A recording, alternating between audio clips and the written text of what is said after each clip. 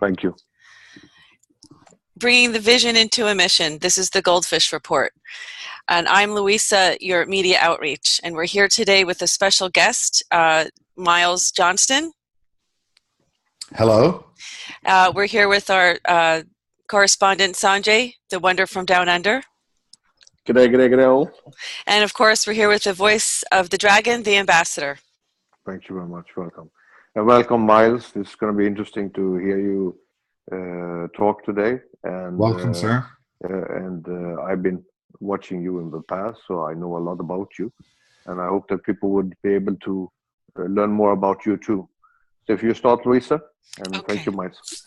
Thank you. I didn't mention the date. Today is November 27th, 2015, and this is our 40th GoldFish Report. And today we have a very special guest, and we are very happy to welcome Miles Johnston from the Basis Project with us today. We're going to talk about many topics. If you're familiar with Miles, I'm going to let him give a little bit more of his background, but in general, Miles has been in radio broadcasting for many, many years and was a pioneer in this broadcast radio in Ireland and in the UK. And Miles has done an awful lot of, he's been a contactee, and he has done a lot of, I think most of his life, Miles, you can explain this better yourself, has done extensive research in ufology and everything related to all the mechanisms and way our world is working and also being manipulated. And your job, I think what you've been doing to get this information out, you've been interviewing people, you have the Basis Project conferences, I think you have the AMOC conferences as well. Yeah, that was, we had 2 of those, yes. Yeah. Yeah, and so what I'm going to ask you to do is kind of just give a little bit of a background, and then we're going to go right into a CERN, we presented your recent video that you had made regarding the incident that happened at CERN over the last weekend. Updating as we speak. There's meant to be like 20 people crawling all over the whole thing right now doing updates or modifications. I've only just heard that a few minutes ago. Okay, we have so many wonderful things to talk about with you today, Miles. We want to welcome you onto the GoldFish Report. And why don't you start with giving us just a little bit of your background for viewers who might not be familiar with who you are and what your work is. Okay, well, basically, I'm the son of a businessman in Lurgan in Northern Ireland. That was in linen. So that allowed me to have my own workshop. And we had a tennis court, which we never used. I used it for broadcast antenna testing.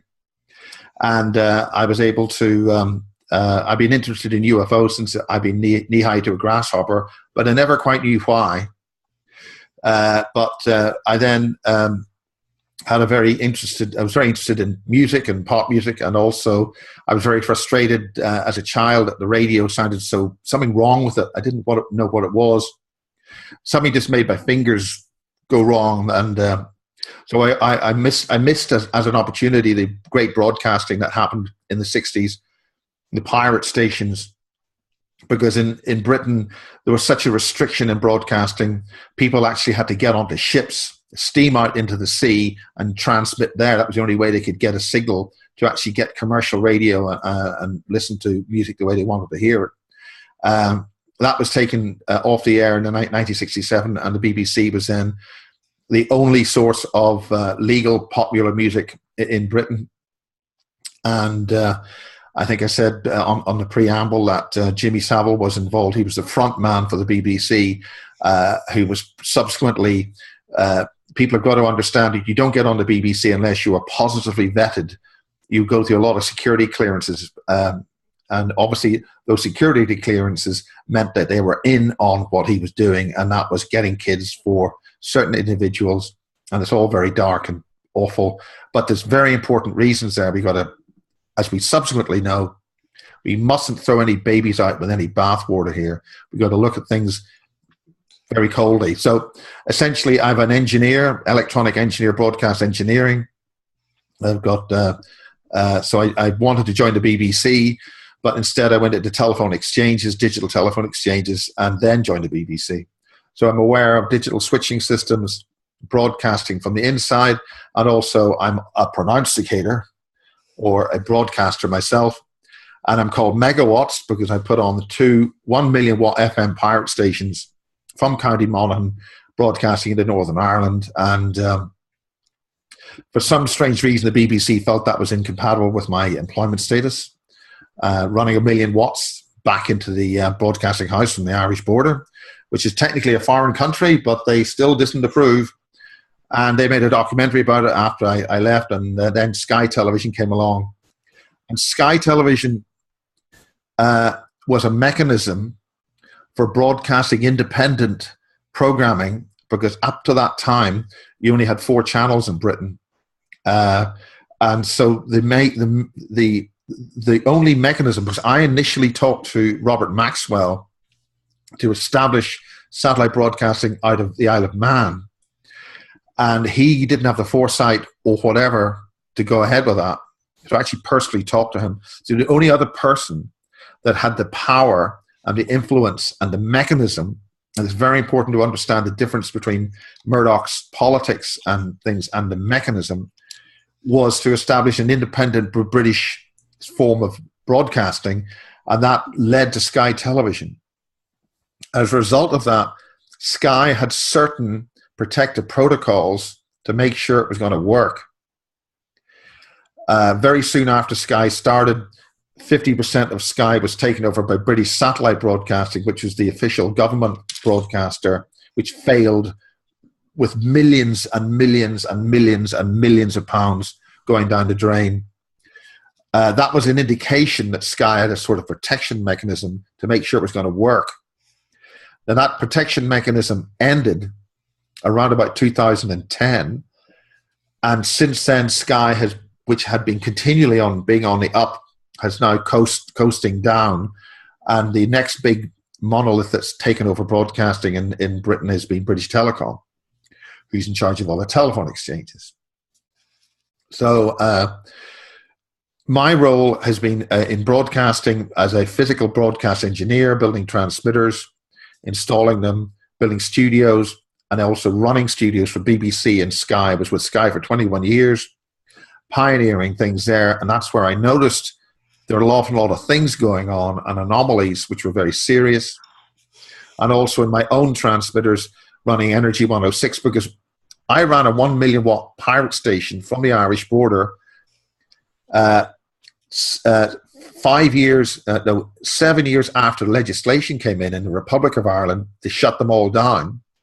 But for some reason, they let me stay on the air. Why is that? Do you know, Miles? Well, the guy, the disc jockey side, the guy doing the disc jockey side, a guy called Lawrence John, he was abducted 4 times. So I understood then that there was not a chance in hell that I was being allowed to keep a transmitter on the air of such power unless they wanted to use it. So that's when we and my private colleagues were keeping a very close eye on anomalies and strange things that were going on. Some of that was fluidic space anomalies where the transmitters were, and certain things started to happen in the transmitter. So we were keeping a close eye on things. So there's a bit of catch up and dodging the bullet in terms of what was going on there. I mean, I'm sorry to interrupt, Miles, but this sounds like this Tesla story when he was at the top of the Waldorf Astoria, and he ran the power over to what was the top of the Empire State Building, and he had this radio connection going where he started to pick up ET communication. Is this along the same lines of what that story was about? Maybe well, it turns out our transmitter, and we knew ET stuff when I ran KISS FM in 1987, 88. We had UFO contact then. The transmitters were intelligent. I knew the transmitters would tell me if there was a fault. And we had time and time again, something intelligent was in the transmitters assisting us. We were given some kind of divine assistance. In other words, I'd be almost grabbed by the back of the neck. Look, there's a problem here. And then I'd see there was some kind of small failure that was about to happen. And if that was continued to happen, there would have been a catastrophic failure in the transmitter, possibly leading to thousands of pounds worth of damage or a fire or something like that. It was with these sort of transmitters on AM and FM, fairly big transmitters, there's a lot of voltage and stuff around, and if things go wrong and the protection systems don't work, you have a big bang, right? And so obviously we can't afford that sort of thing. So something said, look, hey, there's a problem here, and fix it in time. That happened time and time again. Wow. And there was a sort of a spirituality involved with the people in the Irish Pirates. And this is something which I did a documentary series called The Irish Era, where I went around with my VHS camcorder and recorded it since 1978, I think it was, 79. And that's called The Irish Era. And we're going to bring that to the cinema somehow under the banner Ireland Awakes. Now, subsequently, it turns out that I met an Illuminati, a guy called Andrew Power, who wrote the book Ireland, Land of the Pharaohs. And he wrote, this is a leaflet made from his book. And you've got William of Orange there on his white horse. I don't know if you can see that. Right. Okay, Oh, yes. That's the Battle of the Boyne, right? Very good. The Battle of the Boyne was one of the first rituals to shut down Irish consciousness. Now, we don't have time to go into the whole background of this, but basically, the seed genetic structure of the beings in Ireland area, that's from the Irish, the higher knowledgeable ones from our past, is locked up in the genes of the people of Ireland. Is that why they've been so persecuted? Yes, the whole point was with that ritual, which was masked as a battle, was they crossed the River Boyne. The River Boyne is, of course, where Newgrange is, but it's also a symbol, like the Nile, the River Nile. It's a symbol for the galaxy.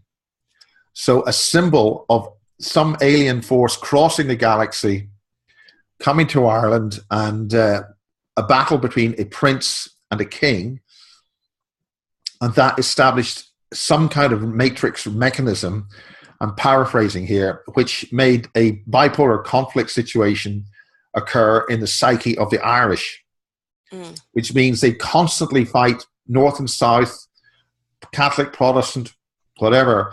And that was even symptomatic on a small island on the west coast of Ireland called the Isle of Arran. This is an island with two one-street towns on it. You have the northern town and the southern town. And they hate each other's guts because there's this mindset. So one of the purposes of KISS FM in 1987 was to break Matrix, to crack Matrix, which we did successfully.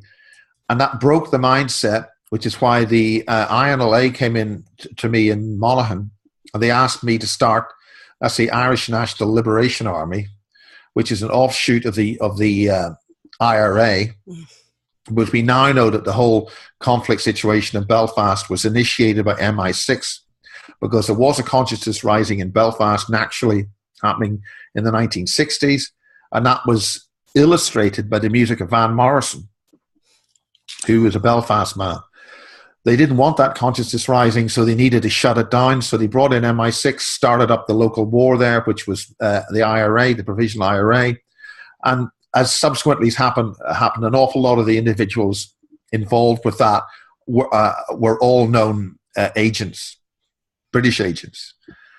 So that mechanism of population destabilization is not unknown. It's been used across the world. You bring a local conflict, use the local players of the game so people can identify with it, and then you use it as a mechanism for destabilization. Miles, I again hate to interrupt you, but that was a fantastic description, a breakdown of really how methodical this manipulation is, and that it does persist in every nationality on the planet, and this is just their manipulation method. That the I don't know. I mean, really, who started it all? The Anunnaki? Who knows? But I know they're trying to come back and fix it all. That's what we believe, I think, in the overall consensus is that they're trying to fix this kind of thing. And I think that there's some who still some who want to fix it and want humanity to have this rising consciousness, and there's still the old cabal, I guess you would say, who don't want that. They don't want to give up power. And how do you see that playing out? And I know you're still giving your background information. No, forget my background. You really have such a fantastic background. Day, right? Yeah, no, please finish your background, because essentially, it means that Sky Television was a mechanism, and it was a mechanism derived from the Irish era of awakening. So the mechanism had to have a tool and a device so it can continue, and it was no coincidence there were a lot of people from the pirate stations in the early days of Sky Television, and was still a central core there, which we still have meetings once every so often. I was invited back there, met Gary Davey, the Deputy Chief Executive with Murdoch, and everybody shares a sort of a bond and talk about old times. But that's because there was an essence. But the thing about it was, we noticed, I was warned by an individual who ran a company, that's my background, broadcast TV, pirate radio, leading edge, the Irish era of cameras I then started shooting bases with, and I try to stick to where the front edge is, which is why I don't interview big stars and say, hello, welcome to the Basis Show. I try to follow my nose, so to speak. And some of that is good, some of that is bad. And then subsequently, because it's raw information, you really don't know what you've got. So what I try to do is to record things as much as possible as raw data, because it might be 5 years before for instance, Ron Adams was one of my early interviewees, and he was killed about 4 weeks after I interviewed him by the Greys. And it took 5 years later, 5 or 6, 8 years later, before I realized he had a terror of spiders, and he was exposed to something with his family at Bentwaters before the Rendlesham Forest Bentwaters instance of December 1980. He was in there with his family, given full access socially to the base. At that time, security was not that sort of tight, but his whole family had a terror of spiders, and they were all being mylabbed from the base. And it also turns out that the leading disc jockey on my pirate station in 1988 was in the Bentwaters base. He's the number one DJ on 96 FM in Cork, but there's no way that's a coincidence. Miles, can we so then you kind of got into where you're at now. The whole basis was born out of all of this information, not just your engineering expertise of understanding that something was not right. And you started to, I guess, investigate this, and you dove into it. The Irish era of pirate radio was a UFO investigation, and it involved the consciousness wake-up of the Irish. And it finished when I ran a Kiss FM 103.7, and a number of my other colleagues all started up radio stations, and we broke Matrix in the North. And then I was asked to initiate the peace process, which I very quickly handed the ball off to somebody else, because I felt I was being set up to be shot in Monaghan, where I operated from. In Monaghan, had an awful lot of various IRA cells and things and whatever. But we don't need to go into the details there. Right, of course. That was an invitation, and I passed it on, and that's how the peace process materialized and was then engaged in by the other, obviously, much bigger players than I would be. But the point is, it was the Kiss FM thought telepathic signal, because the people on that station came from Radio Caroline initially, and had a free-thinking, empowering spirituality. Very good. So they were open and receptive to what you were doing. So coming into the Basis Project now, you've really kind of focused on what you have called, let me see, these scuttlers. Can you maybe just explain to our viewers what scuttlers are and how they're being used? And while you're talking, I'm going to screen share some pictures that from your website that we talked about beforehand. Yeah. Now, the thing about it is that when I did the first Basis interview with a guy called Ray Wardle in 1993, that interview was scanned when I got back by an agent, a Psychor agent from Belfast, which worked for British intelligence, And also a certain European intelligence agency was very interested in that because there was something on the side of his shoulder. And the noise of the interview was horrendous. So what you're basically talking about is a creature with lots of legs. Now, what you're looking at now is spooling forwards to 1990. Is this 2006? Yeah, 2006, I think this is. Now, what was being asked at Sky Television was during lunchtime in the summer, just paint. They gave us white bathroom tiles and coloring paints to paint whatever you just want to paint. And these are the pictures that people painted. They're painting eyes. Mm. And they're painting eyes. All of them are similar. Look at the smiling eyes. Yeah. The two smiling things. Just about everything is something with an eye in it. The Kiss lips. You see the Kiss FM lips? Yes. That's the logo from Kiss FM, my pirate station. But that I see is in their consciousnss. Right, I see eyes here, and you can also see there's eyes in the middle. It's a winking eye, right. But they've also got a spade. You'll notice that a lot of them have got a spade or some kind of long thing. There's the flower there with the stalk of the flower is right. The same as the spade. Mm-hmm. Also, you've got the smiling people, but then you've got a picture of the sun. But again, you've got a picture of the sun with tentacles. Right. And I see this here in the that's the same thing. It's an eye.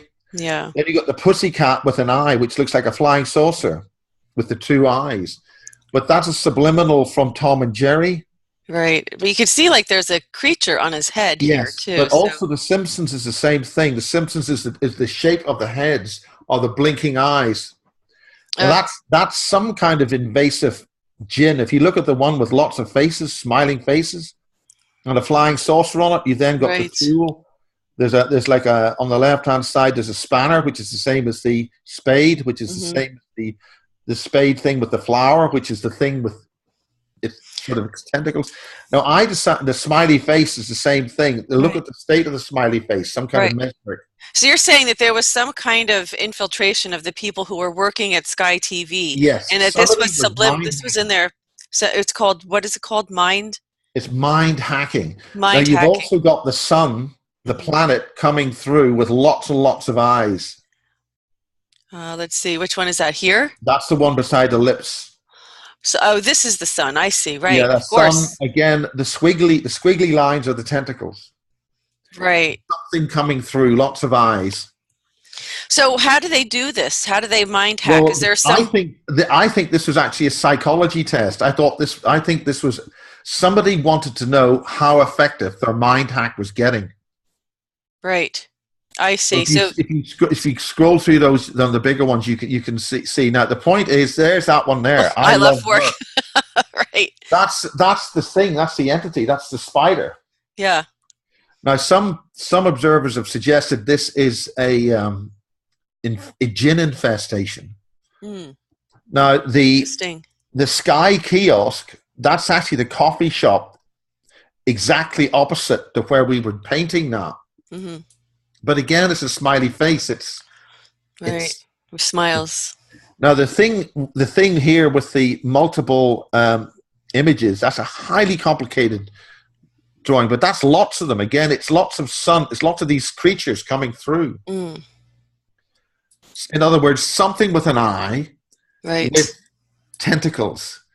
And then you've got the butterfly, and then look at the creature with the flying saucer, and they've got the Simpsons logo in there. Yeah, here's the Simpsons, right? There's the Simpsons logo, and why have a Simpsons logo? That's again, the head is the flying saucer. Hmm. And again, they all have tentacles. Now, the thing in the middle with the eye, that is what people do at rock concerts.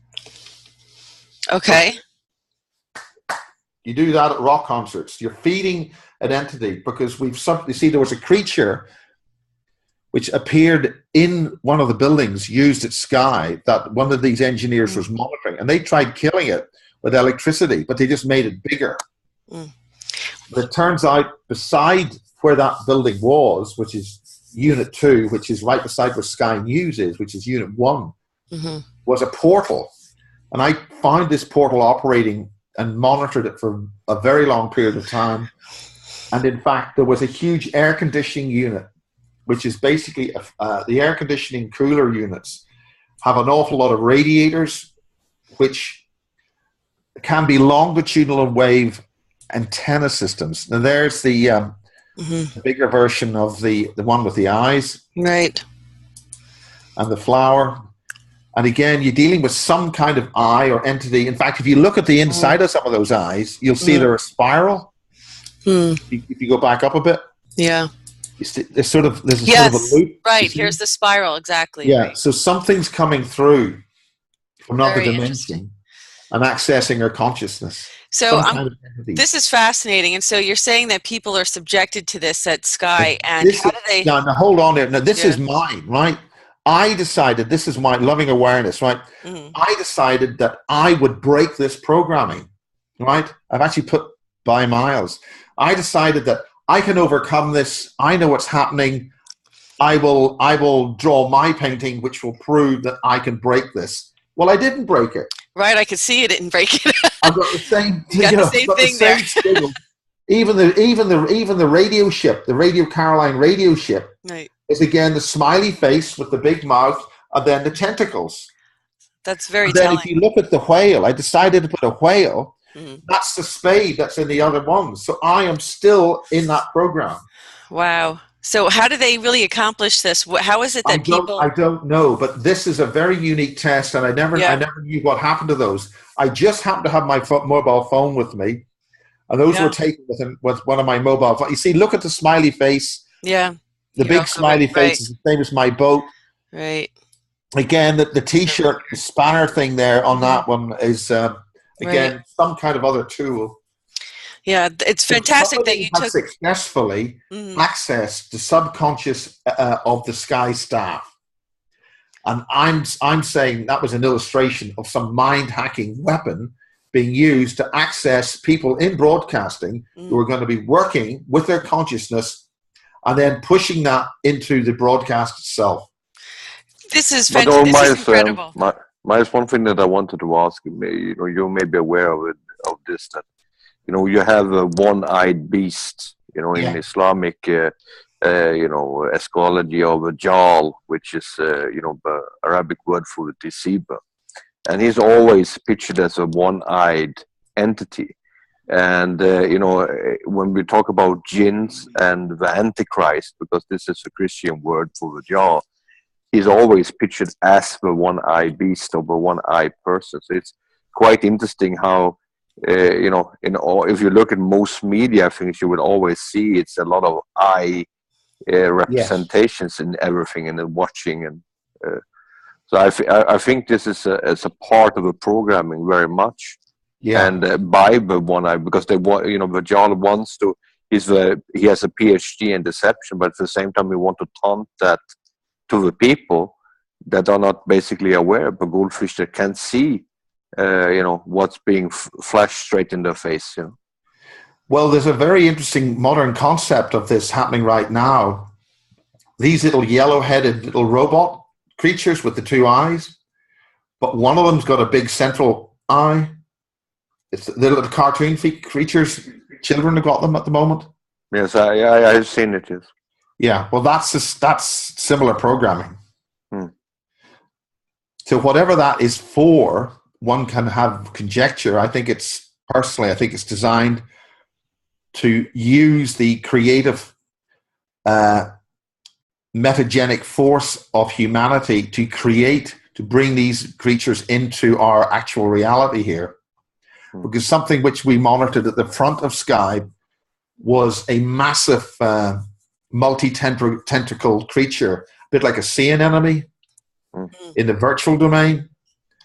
And on one occasion, this is one of the things which I noticed at the early days, Murdoch and his management team were at the Christmas party, which was actually on a big open marquee right outside the HQ of Sky TV. And I noticed a number of black entities were standing around Murdoch. And at that time, Murdoch would walk around you know, he'd walk into the studio, he'd be hands-on management. He had respect for the crew. He was, you know, hanging in there. And I gave Rupert Murdoch 10 seconds to get out of the studio because he was standing in front of camera too. And he suddenly realized, oh, bloody hell. I gave that command to Rupert Murdoch. I've got the power. 10 seconds and get out. But that was the thing was, when that happened, I noticed that there was some kind of opening above sky, and something above was acting down. And that was my personal witness during the Christmas party, big Christmas party for the staff. But somebody else picked up on that over 150 miles away. And they picked up that some major psychic event had happened, and they didn't exactly know where it was. And they came over and I showed it just happened over there, and they all confirmed their readings. Well, this is interesting, Miles. This is a very good segue into the whole crop circle thing, because it's kind of the same thing, but I think for a positive, outcome. This is the crop circles are supposed to be, from what I understand, they're supposed to be giving us, clues as to what our history is, how to decode. I'll go and get something if you just. I'll be a second. 1 second, sure. literally. Okay, so we're going to wait for Miles for just a minute. We have so much to talk about with Miles that I feel like we're going to have him back on another time or a few times, because he has such a long history with all of this, and we really we don't want to gloss over it. We want to really go into details. Here we go. So okay, that's a crop circle. Okay. That's the East Field crop circle from 2007. It appeared on the night of July the 7th, 2007. That's 777, right? Of course. Now, this was my first DVD. It's obviously the finest DVD ever made, with brilliant artwork. It's even got a brilliant picture of it from Steve Alexander. Oh, fantastic. Right. Mm-hmm. I know the people who made that formation. I have a dinner with them. People. You're calling them people, though. Yes. The point is, there was a major temporal anomaly happening there. Very few people know about the RAF officer who was lost, wandering about in a slightly confused state before that crop circle was made. The guys making the crop circle were busy making it, and the lighting conditions were extremely dark at the time. And there was a guy up on the hill recording everything with about 5 or 6 cameras. That's the whole point of this DVD. His name was Winston Keach, right? Now, what happened there was this RAF officer gated in that afternoon before it happened, but he'd no way, because of the way he was dressed, he didn't have any mud on his shoes. There was no way he could have walked into that environment. He just appeared. But he also dropped his mobile phone, which is why we know he's from the RAF, because somebody had the phone and looked at the numbers to see what it was, and the numbers were all RAF bases in the area. And he basically, they found the guy, and it was his phone. The other thing that happened that night was a discharge of what's called atherton particles. There's I'm not too sure what they are, but at about 3:10 that morning, there was a massive discharge of energy which switched off all 7 of the cameras. Now, 4 of them, these are all run on batteries, they're all independent. There was a batch of VHS recorders associated with it. The whole lot went off, including Wynn's mobile phone. Now, there was a guy called Gary King who appeared earlier that day, and he started to information manage that whole event. Now, I know the guy who made that. I know Matthew Williams. He was in the field with the team making that. This is where we have time-space anomalies. And we now know there's some kind of dimensional gate not too far away from that crop circle happens. Not too far across the field, the Rothschilds own a large part of the land, and there's a large structure which we call here the spaceship house. Basically, it looks like a big spacecraft. It just landed on the Vale of Pusey. It's a very beautiful building. It's built like a pyramid. But Matthew Williams gained access to that before it was finished. And that goes down into a tunnel network under the Vale of Pewsey, which goes up and down the valley for at least a mile. There's an inverted cross there, and they conduct ceremonies in there. And it's in fairly well-to-do area. But the thing is... What kind of ceremonies? I don't know. But if you go further up the hill, there's a little place called Orr, and there's another building where there's a large down a little lane called Pound Lane, and there's a lovely building there, lovely mansion where there's a huge picture of Lady Diana. But that's whether there's one there now, I don't know. But the thing is that there was a massive temporal time-space issue, which resulted that when it joined up together, there was a discharge of energy that shut down all the cameras. Within 5 minutes, he got the cameras back up and running, and there was the crop circle. Now, the other thing that happened was that when they ran down into the crop circle, only about 15 minutes later, and by this time the sun's just coming up, it's July, right, 7th, 8th of July now, and the sun's just coming up, they see this huge 1,000-foot long by 500-foot wide crop circle. They run into it, and the corn, or I think it was barley or wheat, was ice cold.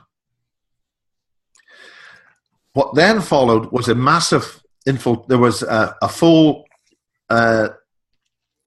government scientific team arrived with a whole lot of about 6 vans arrived with a whole lot of government scientists in these overall things, you know, the kind of uniforms, and they all went into the field. There was another guy there. He was told to get out. Things are going to be happening here this afternoon, and to go.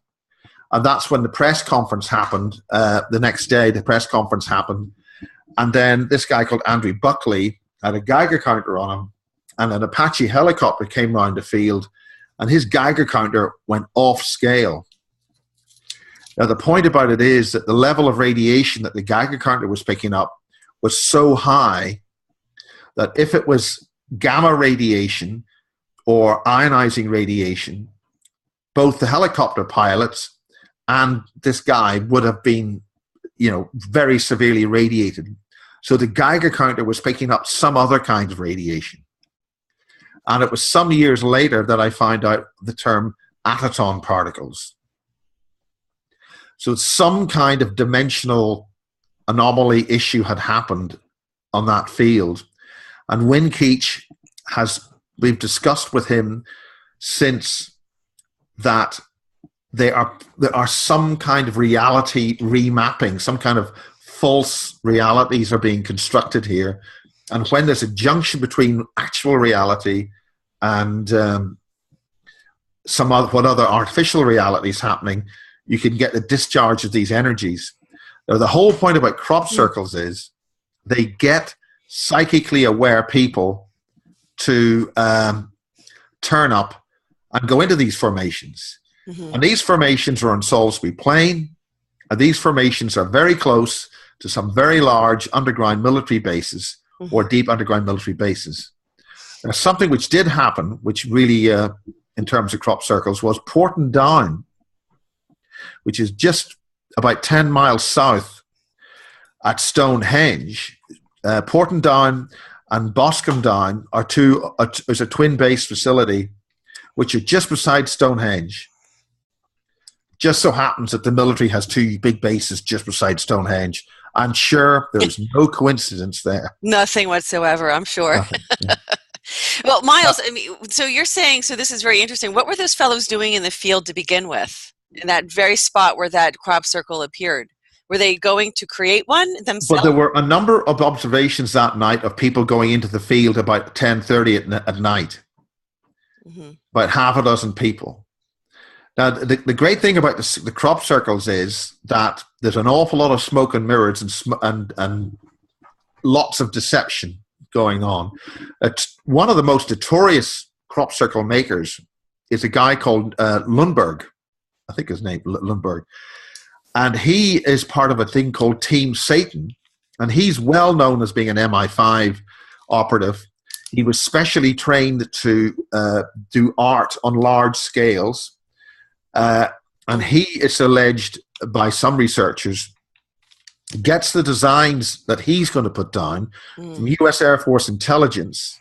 He then goes into the fields and he then puts the formation in the ground, because somebody is playing with our minds here.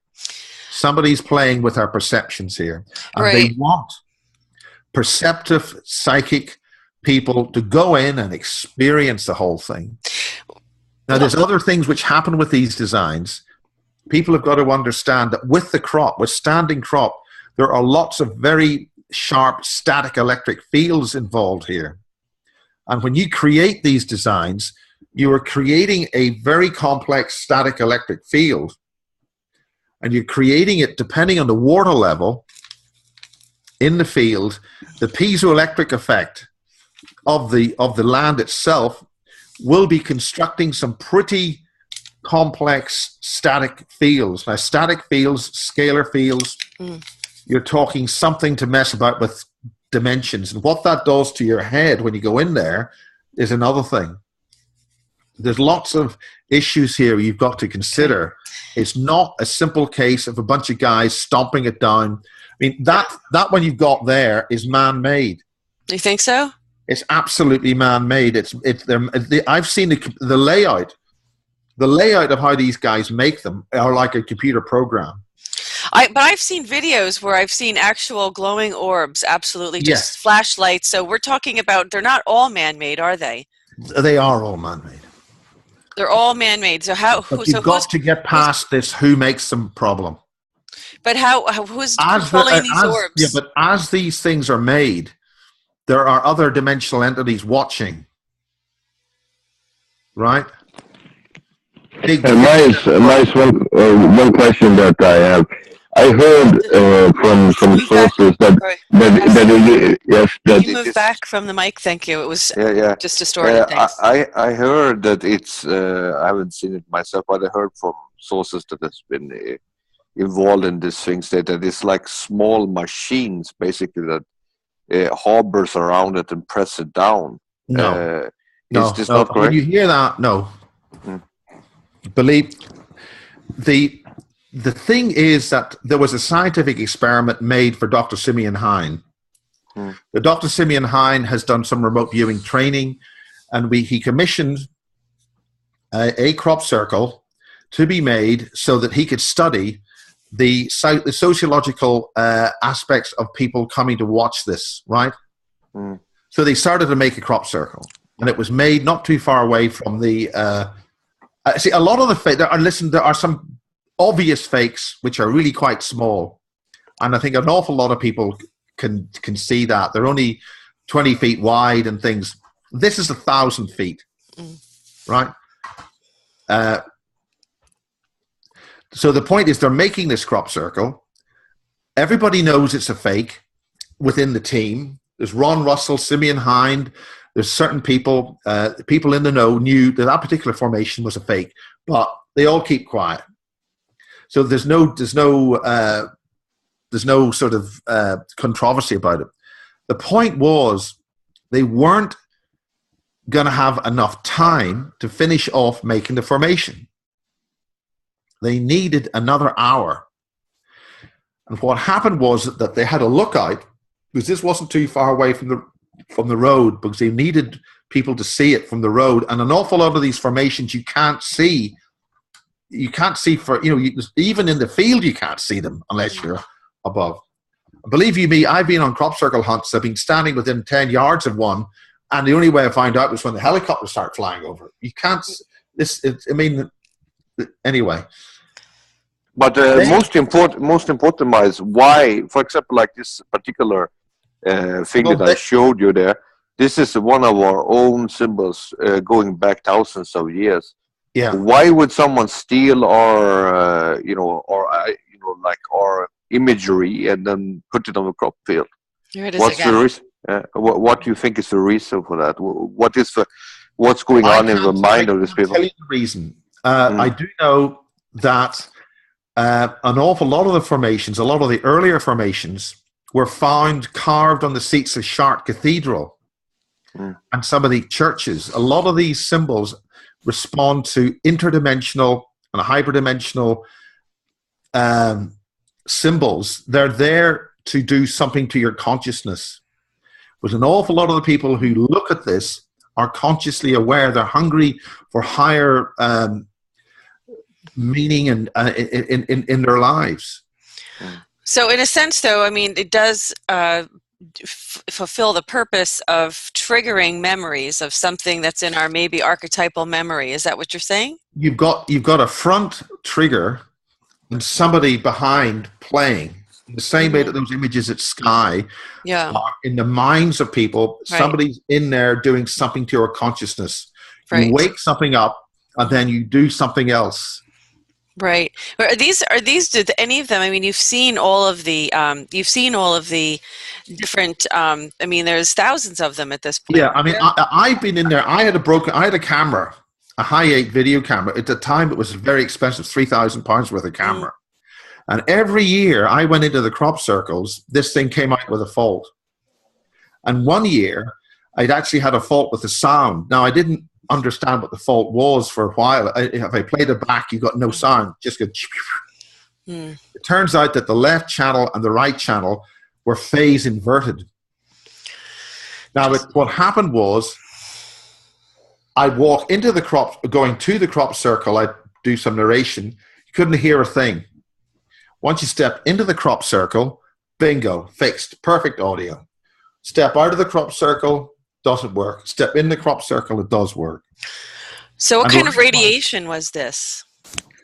I have no idea, but I would suggest that the static field, because some of these, some crop formations were formed in the early days of radar when the beam sweep would push down the crop, because the crop is standing static and it has an electrical charge. And when you affected it with microwaves, the crop would move, would go down. So when a crop circle appeared in Porton Down, one of the most secure bases in biochemical warfare that the British have got, and a fucking crop circle appears, excuse my language, within the perimeters of the base, and each building on the base has got its own independent security systems, there were somebody asking some pretty heavy questions. How did that get there?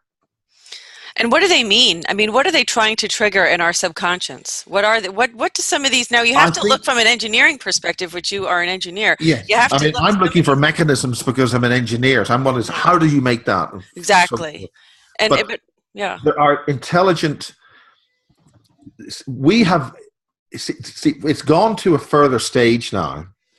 In the last 2 years, we have had, I've had personal issues with another very perceptive friend up at Knapp Hill, where she has been engaged in other intelligences. There are other beings there, and they are communicating with us. And this is why you can send a message on a computer chip. You can send a message with a handwritten note by a quill. It's still a message. So, I mean, I went there another time was I had a battery on this same high-8 camera. I dropped the battery. I'm saying, look, where's the battery gone? You know, it's 80 pounds worth of battery. It's a very big one, and it was designed to run the camera for about 3 hours. And you didn't want to, it was a, you know, oh, dash, I said. Anyway, I basically walked further down the field, and that's when I started to record and realized, oh, why it's not working, the battery's gone. There's no way you could find that battery. It's somewhere within about 3/4 of a mile, walking up the hill in the grass somewhere. Where is that? There's no possible way that I'm going to find that. Well, I just began to walk back up, and I just stopped. And where I just stopped, I just got a feeling, looked down, and the battery was between my 2 feet. They gave it back to me. They said, hello, this is your battery. There was intelligence there. So I put the battery onto the camera. I said, thank you very much. Okay, many years later, only a couple of years ago, my colleague is engaged in beings all across the hill near Knapp Hill late at night. There's an intelligent communication happening here. Now, I could only just see faint images, but my friend was having a definite communication, and we've had the same situation near Silbury Hill, West Kent at Longbarrow. There are other beings there, positive, wonderful, enlightened, spiritual beings. And as we walked away, we both just got this message, look up. And the star, or what looked like a star, directly above, expanded into the size of the moon for about 2.5 seconds. We both saw it. There was no way that I could have seen, look up there. You couldn't have told the other person, look up. It would have gone. That happened to us 3 times, where we saw a shooting star and subsequently something came and communicated with us in these fields. There is intelligence there, there's consciousness there. It needs explored, it needs respected and loved with this caring, loving awareness. Now, I feel that the Mirage Men or the other negative elements like Team Satan have been going in there making crop circles to muddy the waters, to give people headaches, because some of these crop circles give people headaches, they feel sick, to try and not allow our consciousness to rise. Miles, one question that is very interesting. Do you think that, as you talked about jinns in the past, do you think that these spirits that do these things, could it be influenced by jinns, people being basically demon possessed? Well, or similar, or just demons that people are communicating with that they think is alien beings, that they actually are jinns manifesting down the fields? Yes, this is something in the West. Very few people understand the concept of the jinn, but also we don't have enough information in the wider collective consciousness about the ancient beings which have been on Earth before humanity arrived. And I think that we need to find out what's on Earth first before we start thinking about what's off the Earth. But it's very clear that there's a pretty aggressive situation now happening where, I was shocked when I interviewed Dan, I haven't put the interview out yet, that President Eisenhower, once they discovered in the crashes which they found in the late 40s, that there were American servicemen, dead American servicemen in there being used for food, that the president initiated shoot down and ask questions later policy in the 50s, and I thought that led to some very negative consequences. But things have evolved, and we do seem to be having good guy ETs, extra-dimensionals, and I think the term extraterrestrial should be forgotten about, because the idea that you get into a tin can rocket and go into warp factor, whatever, and travel through space just doesn't cut ice. It's clear that the ancient knowledge of our forefathers across this planet knew about interdimensional technologies. And I'll go and get another book. It's important because the things about... Yep. We're losing our connection with you, Miles. Hello, I think I Yeah, it's better now. It's fine. Better.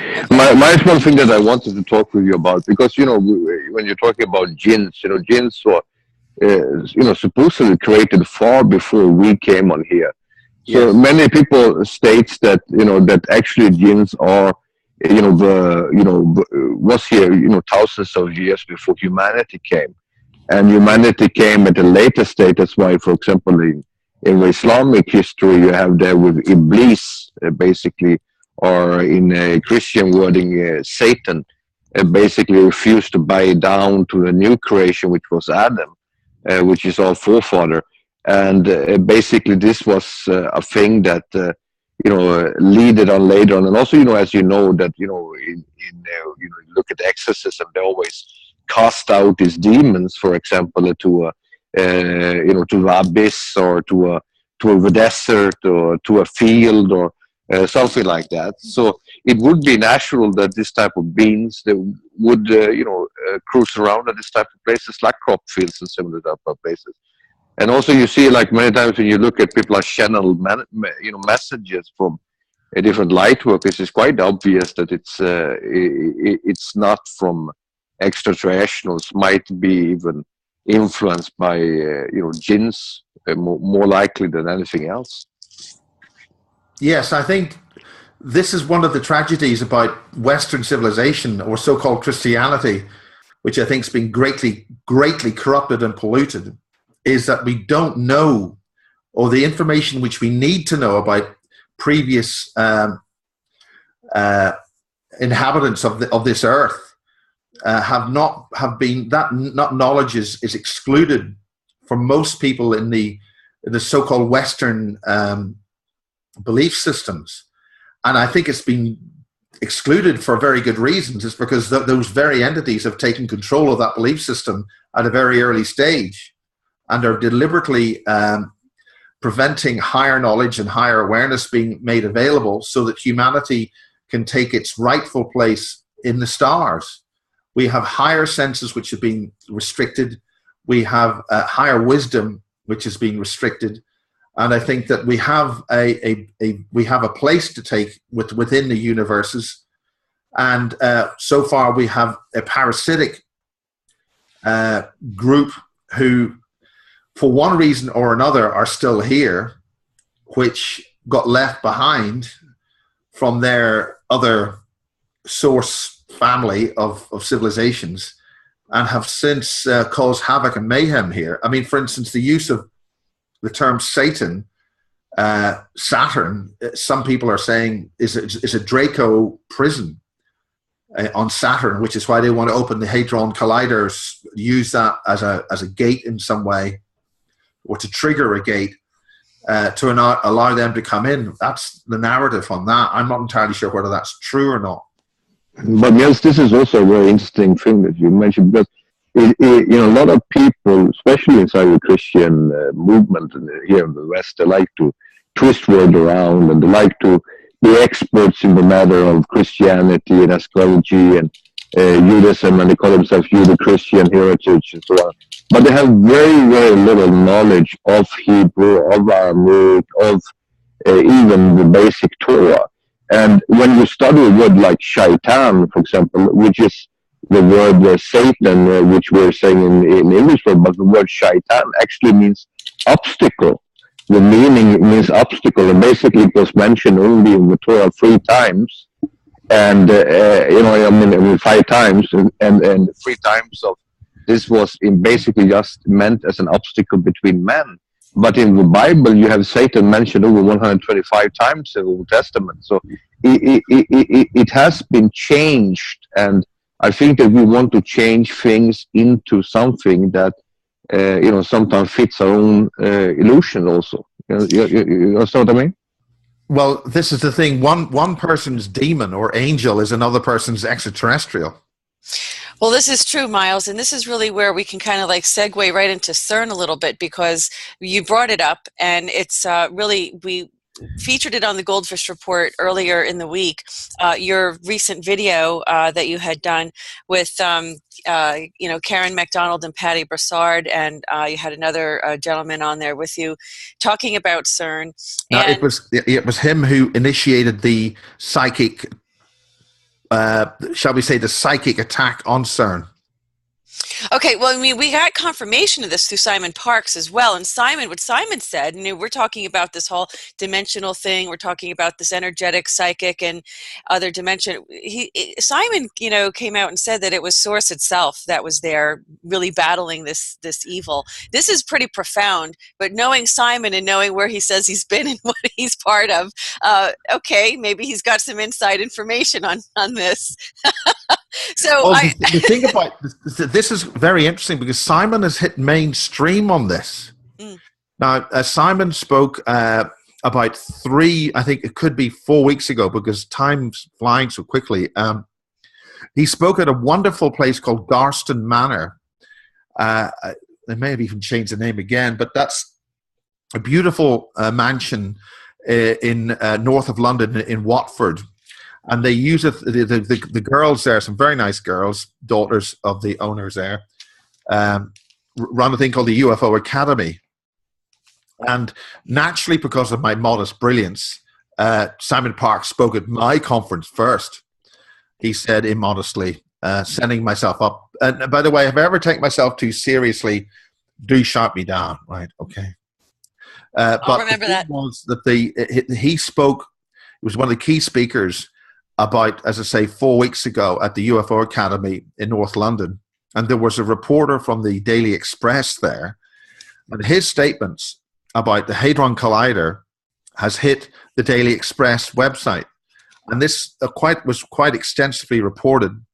So this was actually reported. Simon seems to have a couple of people potentially, possibly an MI5, who will actually pick up the phone and say, you take this guy seriously.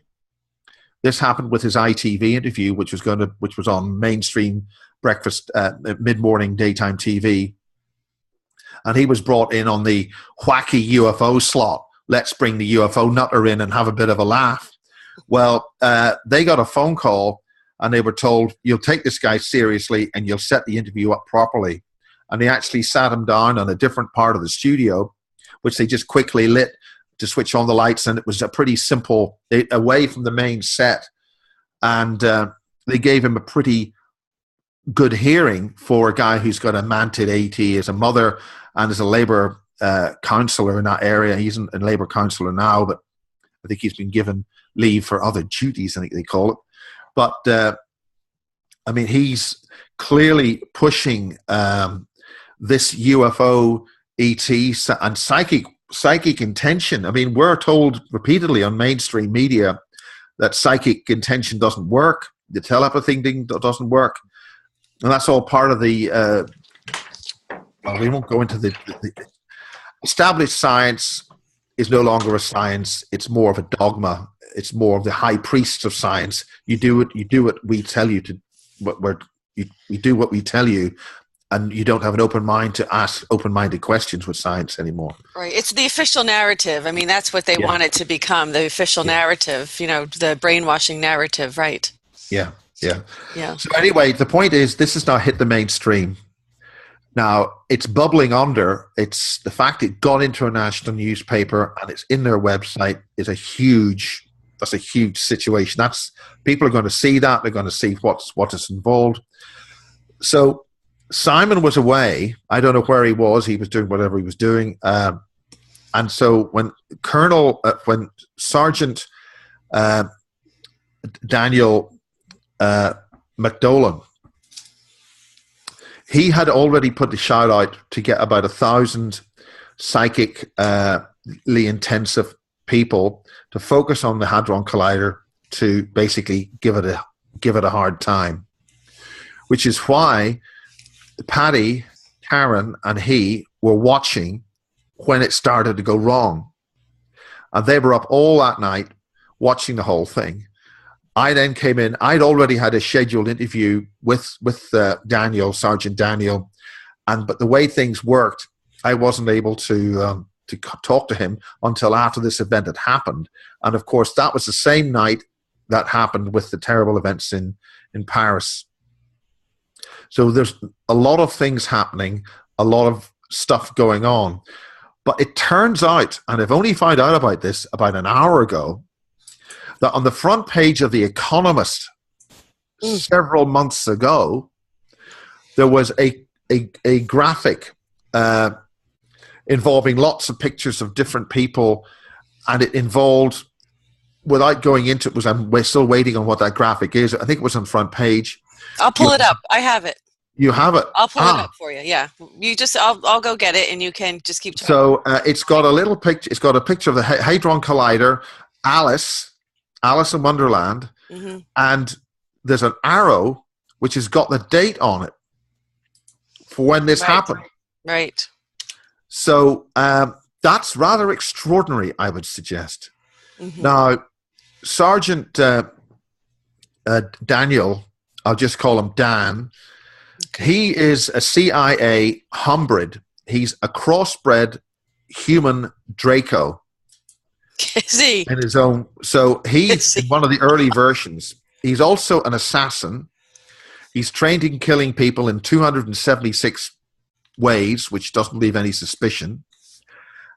Because one of the rules of his job is to bump people off, but not allay suspicion from the local police force. So everybody just thinks it's just whatever.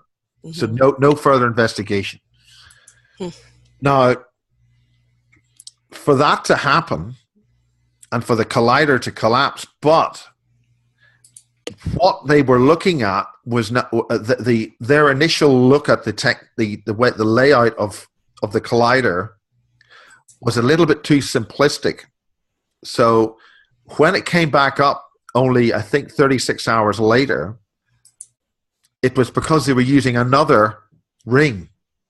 Right. So the pictures they'd been working on was simply, you got one big ring, that's a hadron, and a couple of the little starter rings, and that's it. But it seems that there's a number of other rings involved here, and that's what they were using after it came back up to sort of, I think, basically say, nothing's gone wrong here, go away, Yabu sucks, okay? Mm-hmm. Now, there's not enough information here for us to make an actual definitive, and it would be foolish to make any definitive statements and conclusions on that. But at the Secret Space Program conference, Joseph Farrell was asked, I was in Austin about 3 weeks ago, Austin, Texas. Joseph Farrell, who's written a lot of books on the ancient world and the kind of weapon systems they had with the pyramids and whatever, but also an awful lot of work on the Nazi flying saucers and things like that. A lot of it came from your man Wachowski, the Polish journalist who I met in Poland a couple of weeks ago. One of the whole points about electricity and amplifiers is that you start with a very small force, and using a very small force, you can gate or control a very large force. So a small little transistor can take my voice, convert it into a tiny little signal in this microphone, and then send that in a digital signal, which ultimately could go to a big transmitter, and I could go on the radio and broadcast to the world using a series of amplification. And that uses a very small little bit of current or a little bit of energy to gate a big amount of energy. So the hadron, the basic principle of what we think we're looking at here is that the magnetic field of the hadron collider, yes, that's it. So what were you, I'm sorry to interrupt you there, but point out to us what it is that you wanted to point out, if you would. You're looking at the bottom right-hand corner with Alice. Okay. You have got a picture of the Mona Lisa, and you got two arrows. Okay. Let me increase this a little bit. There we go. Can you see that better now? Yeah. The thing is, it's beside it's CERN. Where's CERN? Down this way? I think it's on the right-hand side. There's something to do with CERN in there. I think that's the baseball. That's the baseball, but that's the CERN. It's a circular thing. Alice in Wonderland. Right. The Mona Lisa is Paris. And I think 11/15, 11/13. Right. 11/5. So I think the date was the 15th, wasn't it, of November? Well, it was the 13th, Friday the 13th, right. Right, yeah. Right. Yeah, so, I mean, it's not exactly it's a little tricky. They're playing with the numbers there, but there's all kinds of messages in here. Something's going on behind his legs. You've also got Spider-Man running around there. That's interesting. Yeah. There's a lot you can read into that. Right, and here's the battery. Who is behind this particular article? The Economist? This is The Economist. It's a Wall magazine. Yeah, I know, but also it's quite interesting because it has a lot of symbolism. You can spot its 3 5s and the thing. For some reason, you have a piper there too. On the right side, you have Putin, so it's quite interesting. But the weird thing with this whole thing is that in the picture there you have Putin in the middle. Obama in the middle, which is not really. But Putin looks like a man in black. Right. Yes. It's a UFO man.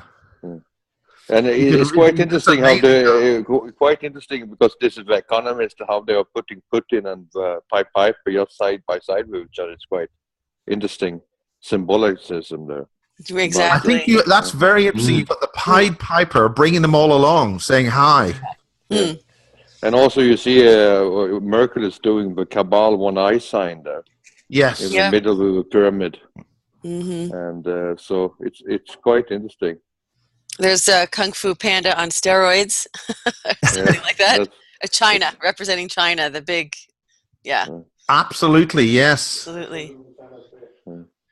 Yeah, and the football, the globe is the football. Then up at the top. Well, actually, it's not a football; it's a rugby ball. Oh. Oh, I'm showing my American stripes.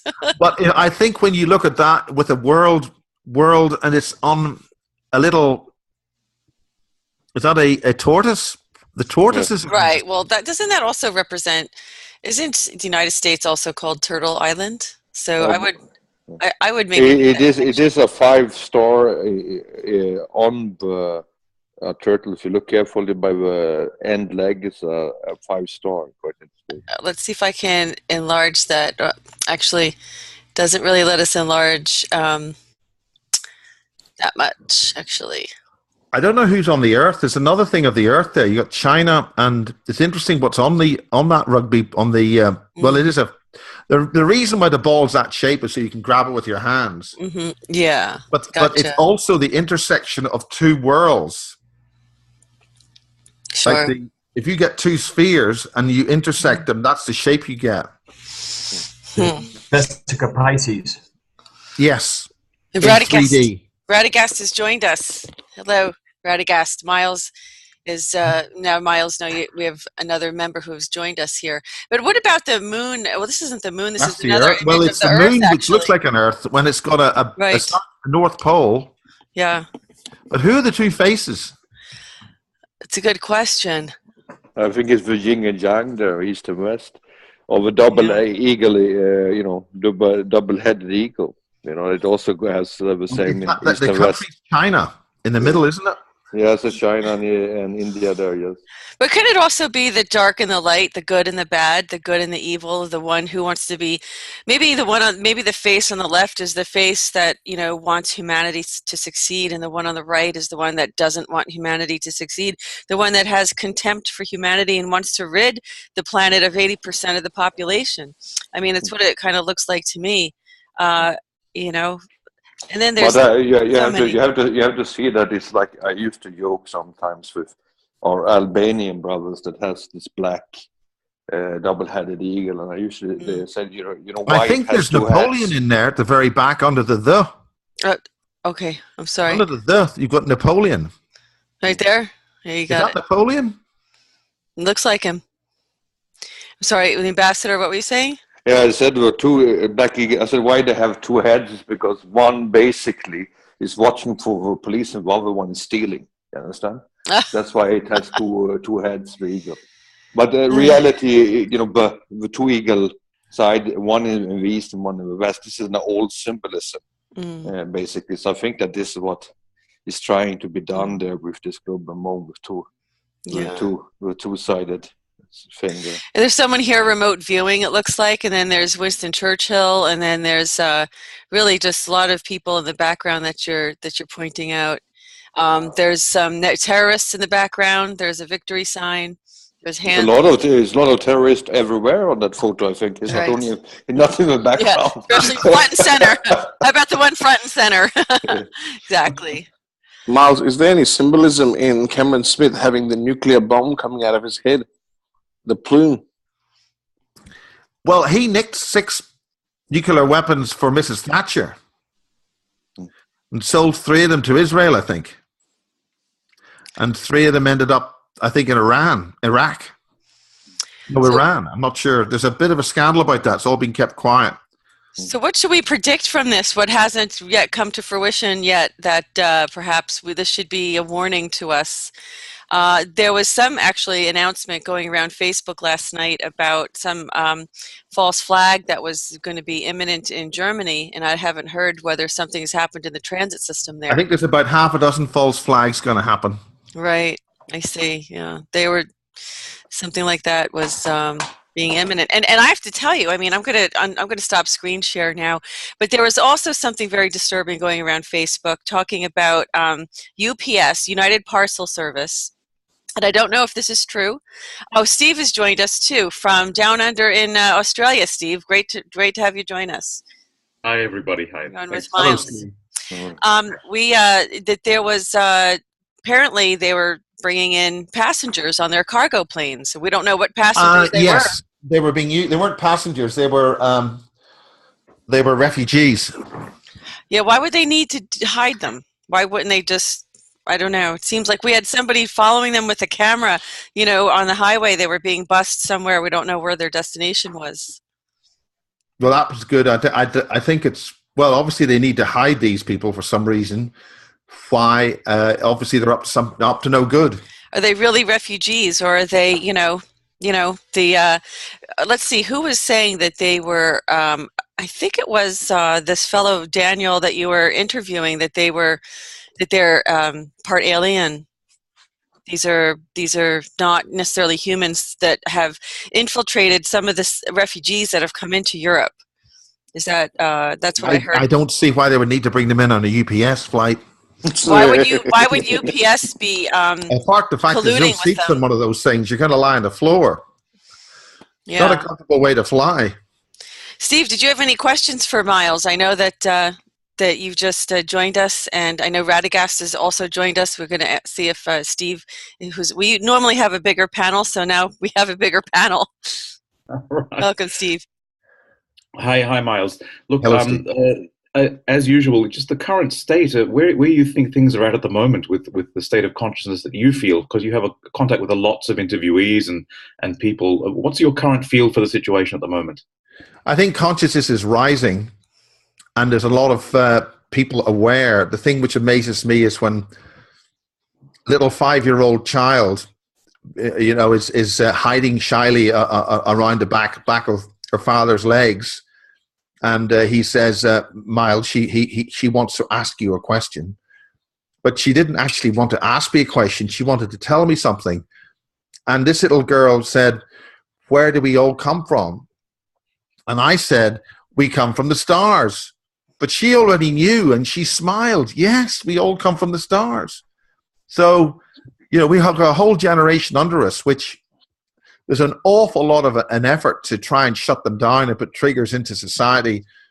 I mean, in Britain, there's this thing called, more exclusively England, not Britain, that's quite important, called the Alien Pod program in schools. Children are going to school, and they come to school and they find that there's a whole lot of officials and there's a lot of fuss happening, and there's people walking around with chemical suits on and police officers and all sorts of things, and they're told, these little 8 and 10-year-old children are told there's an alien pod has landed in the school playing ground, and their teachers are explaining this to them. So their figureheads of that you trust are telling them a lie, and then the authorities go around and they make the whole thing safe, and the children are brought round, and this is all, this alien pod has been made safe and all the rest of it. The thing is, they're all told you're not allowed to tell your parents what's happened today, and the only reason we know this is because children have told their uncle or their grandfather or grandmother. But this has been in the newspapers because it's not a secret if it's been in the newspapers. So these children are clearly being pre-programmed for some kind of event which is probably going to happen in their young adult life. Now, this is only conjecture. So something is very desperately trying to hijack the awakening children into some kind of fear state. Something bad's going to happen. I mean, what's going to come out of that egg? Right. But I believe that we, Miles, this is a very important thing we talk about, why they are smuggling people. It is all about actually scaring the public to death with Muslims, demonization of Muslims. I mean, this is going back to the same type of, environment that we had before the Crystal Knights. During the Second World War. and that's where it looks like it's coming. I mean, the frequencies of ignorance on the planet is amazing these days. And and the hate and racism is going skyrocketing, and also reverse racism. Well, that's what we want. That's what they want, and that's what we have to fight against. Loving awareness. Right, that's what we're trying to do with the GoldFish report, and with your help, and we work together just like we're trying to work with other people who are trying to get the truth out, trying to get the messages out. It seems like we have another crusades on our hands. I wanted to ask Radagast if he had any questions for Miles, since I know we normally have everybody present at the beginning, but Radagast has joined us also, and I wanted to see if Radagast had any questions for Miles as well. No, I'm enjoying. No questions at the moment, Miles. Just a pleasure to meet you, and being just in a conversational situation with you, because usually I watch videos and I'm being talked at, and to be in the conversation is very pleasant. And I really it's just very pleasant. I won't go right now. I'm still clearing the cobwebs from myself. So not a problem, Radagast, because you know what, we have Miles. We've just scratched the surface here, and we have to have you come back. Would you join us again for another GoldFish report? Because we are getting close to an hour and a half, which is really kind of our max. I know I'd love to go another half an hour. Well, I've got to get on with another exciting edit. You see, because exactly. I'm editing all the time, and if I'm not editing, I'm having a cup of coffee. Why not a cup of tea? Like Simon, he tells me. Yes, I should have tea. Simon's trying to teach me how to make a proper cup of tea, and one of the women he works with kind of had a chuckle about. The first thing you do, and it said in the that movie about the secret plot with the Vatican. What was it? You'll never get into the secret castle if you put milk in Earl Grey tea. There's no other way to drink it. No, you don't put milk in Earl Grey tea. You have to. You don't put it in. No, you have to. Oh gosh, the universe could end tomorrow. They'd kick me right out of Britain, wouldn't they? like my. Now we're talking important things here. I like my cream for sure. Yeah. I think milk in any tea is. Yeah, my Italian aunt says the same thing, and I said, "You're the one who taught me how to do this." She says, "I did not," but it has to do with the cappuccino thing. I have the milk in my lattes. I don't know. I just got used to it that way. But I think I found out going to America that the only reason that we have an Americano is because you Americans couldn't take a decent cup of Italian coffee. I mean, for crying out loud. Where does civilization end and stop here? I don't know. It's really. And I'm deliberately doing this because a lot of the stuff I deal with is really serious, and I like to try and lighten the load. Oh, we try to. You should go back and watch our Halloween episode, because we have a little joke in that one. Also, I get a little bit worried here, because I was thinking that you were referring to what's her name, Sarah Palin, for a while there, when you said Americano, because that's a new language basically spoken in America that we not yet learned to understand. Right. Most of us don't. No, I want an Americano. Exactly. We should lighten it up a little bit. These are very serious, and I'm glad we can all sit down and kind of have a little lightheartedness in our conversation as well. It really does help to break the ice a little bit. Sanjay, did you have any closing comments that you wanted to say, or any closing questions? Well, I mean, from what I'm listening to him in the start today, with this whole Irish Revolution kind of thing, what the English did to the Scottish by stealing the stone, so coronations could not happen, looks like they did the same with Irish. And now they say the Irish are the luckiest people, the leprechaun and the pot of gold and everything. But they always at the end of the butt of the jokes, because the intelligence has been reversed, so that they can psychologically play mind games with them. You don't understand what a Kerry joke is. Give us one. There was a Kerry man. No, I can't. No, but after we record, when we stop recording, we're not going to do any jokes and offend anybody while we're recording. Hold on to that thought. Let me go over to Steve. No. Wait, listen, there's a very important question here, because we're talking with an Irishman, and I would really like to know what is his take on the leprechauns, because I've been, looking into these beings, and basically they're supposed to be very overweighted and quite dumb. Is this correct? I think that's an Irish stereotype, because this idea that I mean, the Irish origins of civilization are very important. I mean, this is what my former colleague, my late colleague, Andrew Power wrote, Ireland, Land of the Pharaohs. Whatever happened to cause a catastrophe the last time, civilization re-emerged and re-civilized the grasslands of Europe from the islands which later became the British Isles, because at that time the seas hadn't risen, and also Egypt. There's something required civilization to emerge, in terms of the Western European, the Mediterranean countries. It re-emerged from Giza and the West. In the West, it was in Ireland, what we now call Ireland. Ireland wasn't Ireland, and Britain wasn't Britain. The only reason Britain is called Britain is because from France, it looks like a group of islands and is called Greater Brittany. So, the British are actually only called British because the French called them that. I mean, you've got to blame the French on something. So, but this is important, that ancient knowledge, some predator arrived to shut down the higher consciousness of the elders of the villages and the civilization across this whole planet, to stop us evolving, to stop us having the higher knowledge. That involved the destruction of the female, suppressing the female. And because the Irish, not the Irish is a later version, but the Irish, those who knew the higher knowledge of our ancient past, had to be suppressed. And that knowledge leaked into South America because there was trade and there was communication between the higher knowledge, the high civilization which survived in the British, what became the British Isles, which has changed quite a lot even in the last 1,500 years in terms of Hey, Miles, you mentioned the Nile and the Egypt and stuff. They've got the pyramid.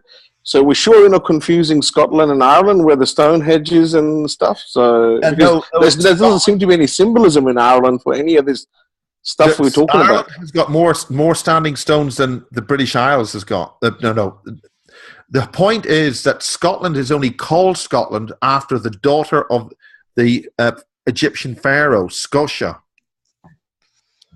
Ireland became, depending on which group of centuries you want to deal with, before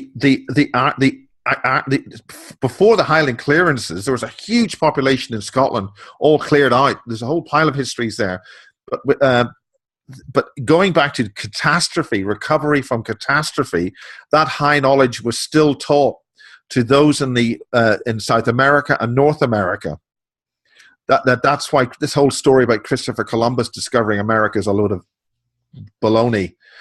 And that is why I agree with that topic, because how can someone discover a country when there's already native Indians living there? Exactly. Well, yes. Discovering something is like undiscovered, where you actually go and discover it. Right. This is the part of our history that needs to be changed. Yeah, I think we're getting back to the whole leprechaun issue, though. I mean, what are leprechauns? Why the leprechaun is there? It's a stereotype to push down anybody who comes from Ireland with a higher consciousness. They're just a bunch of stupid Irish mix. Don't listen to them.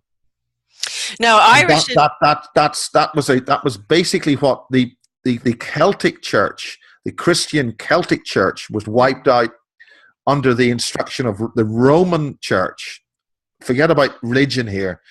The governing, controlling bodies in Rome, whatever they became, sent St. Patrick, who was never a saint, to burn the children of the village, the firstborn children of the villages in Ireland, until they capitulated to the rule of Rome.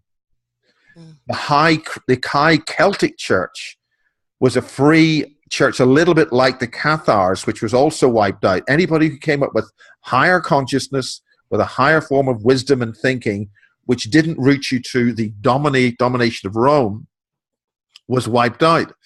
And all Rome did was they took their multi-deic controlling belief system one day, and they, from a politically expedient and very wise political way of maintaining control, they simply reinvented Christianity and rewrote a few books. And anybody who disagreed with them, they burned slowly at the stake or crucified them. There were mild forms of inducement to obey, by being slowly burned into the embers over a week. And that's what And Patrick actually went back to Rome, says, look, I've burned enough people. They still haven't capitulated. And he was told, you go back there and you finish the job.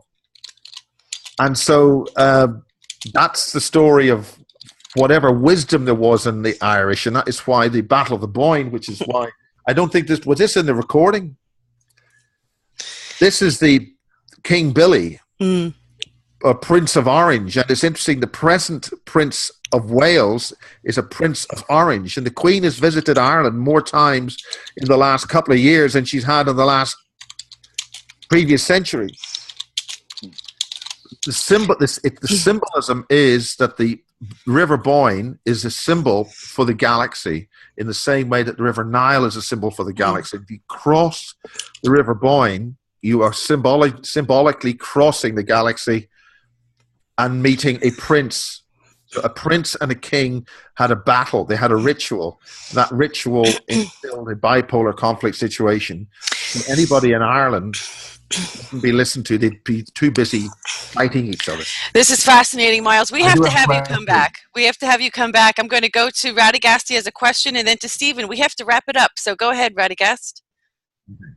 Well, Miles, since you opened up, because this is a place I live also, but yeah, because you said Scotland is after Princess Scotia, and from what my understanding is, Tara in Ireland is named after Princess Tamara, who was brought to Ireland by the prophet Jeremiah prior to when Babylon came and took the kingdom of Judah away, and King Zedekiah had Jeremiah take his daughter Tamara to Ireland, where she married the High King of Ireland at that time, the Ard Ri, and established Tara there. And that's, I've also used that to show people that there were obviously Israeli or that family connection in Ireland, because a Jewish king is not going to send his daughter off to marry an uncircumcised Gentile. Well, there's a part of Belfast called Little Palestine. Oh, that's true. That's true. Yeah. Steve, let me see if Steve has a question for Miles before we wrap it up. We just have so much. We really have to do this again, Miles, because we just scratched the surface. Go ahead, Steve. Well, as I think we're wrapping up, I won't ask a question, but I'll just maybe continue on from where you started. But what I hear in your words, Miles, if I'm correct, is that basically the cabal has great fear of anybody who's awake, and we have a great support, as we always have, of the younger generations who have a greater connection to God by default. And so either chemically, through education, through media, they're being dumbed down, or their connection to God is being severed. So basically, may I send a message to parents? If you have a child that appears to be awake, and we are getting children who are even more awake, please nourish this connection to God. Don't tell them that what they see or what they hear is rubbish, because that will sever the connection. Let them talk to fairies. Let them talk to angels. Let them see ghosts. Encourage them. Let their fantasies be wild if you want to see it as fantasy, because these people are our future and our hope. And I'm sure you're in agreement with what I'm saying here, yes, because yeah. This is really one of our greatest hopes, isn't it? Yes, yes. And they know already. They're aware. But aren't they born with the new DNA now? I mean, the kids today, I have children. I have kids, and I try to tell them, look, don't engage with these. If they see, the shadow figures, the jinn or whatever, don't engage with them. But don't be afraid of them either. So always keep don't be afraid. Right. They must be aware. And the jinn are a civilization, all intelligence, that just want to get on and live. Just because a lion eats a lamb doesn't make the lion bad. It's just the nature of the lion. He's hungry. Right. Me? Right. Yeah, it's hungry, yeah. Yeah, we all need to go eat. So let me see if the ambassador has any final comment. Miles, will you come back and talk to us again on another GoldFish report? Blessings to everyone. I think we also want to make sure, we wanted to talk also at some point about how maybe the Greek mythology that we studied is really talking about the Agarthans who were living in the subterranean civilizations. Maybe we can explore those concepts also. But the ambassador, let's see if you have any final closing comments. No, I think it was a blessing today to speak speak to Miles. It was a really an eye-opener, and I was happy to hear what he had to say, because he shared much of my own opinions when it comes to extraterrestrials and many other things. And so I think it's great to have this discussion, and I hope that you would come back to speak with us again, maybe next week or something. Blessings, blessings. And that it could be a more, because you are basically a treasure of knowledge, and I think that's something that your knowledge needs to be shared to many of us. And and I really appreciated you coming on. And with that, I would like to say also, God bless you, and thank you for everything that you have done during your lifetime. And I hope that we'll be back together all together soon. Thank you, Mr. Ambassador. And I have to say that I'd like to also give Miles the final comment, and then I'm going to make a few announcements very quickly. So Miles, if you have anything that you want to leave our viewers with, or any kind of updates or any kind of information that you'd like to, or final comments that you'd like to make, please feel free. Well, very simply, sometimes it's a good thing to know your house is on fire, even though it's bad news. But the idea is that if you know that, you can take positive steps to put the fire out, or live in a peaceful and blessed life in respecting all cultures, and live your life and be positive, and don't go for the fear porn. It's just, just live and take on board, but don't be afraid, and don't be afraid of new things. Is this what can we do? Is this what we can do? What can we do right now to help bring in this new shift and change? Mm-hmm. In order to know what we should do, we must educate ourselves and be aware of what happened in our ancient past, so we don't make the same mistakes in the current present time, and be able to see the symbols which we are being told. Obviously, whatever we're dealing with wants to tell us something, and therefore we should listen, and therefore just say, no, we're not going to have that. Okay, that's or we're excellent. going to have this. Make a choice. Right. That's great wisdom. And we have so much more to talk about with Miles, and we want to thank you so much for joining us today and for sharing your wisdom. We are a platform to try to get the truth out. This is part of the apocalypse, the unveiling of truth, of wisdom, of information. Although, it's a lot of people are doing it, but we're doing our part. We're trying to do our part here on the GoldFish Report, and it's to give people a platform to get the information out, to get the truth out, and to have conversations about this very topic, so that we can all, exit from this matrix of deception that we're living in. Yeah, so thank you very much, Miles. And with that, we want to tell our viewers, we want to thank our viewers for watching. We want to also let people know that they can follow Miles and what he does on the basisproject.org. We're going to include the links to Miles' projects and his website onto the description section of this video.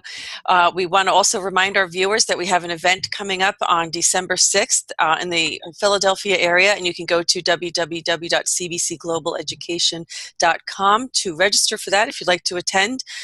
We also want to let our viewers know that we welcome your comments and your questions, which you can submit to thegoldfishreport.com, to the contact page. And with that, we want to say thank you for viewing, and this concludes this edition of the GoldFish Report.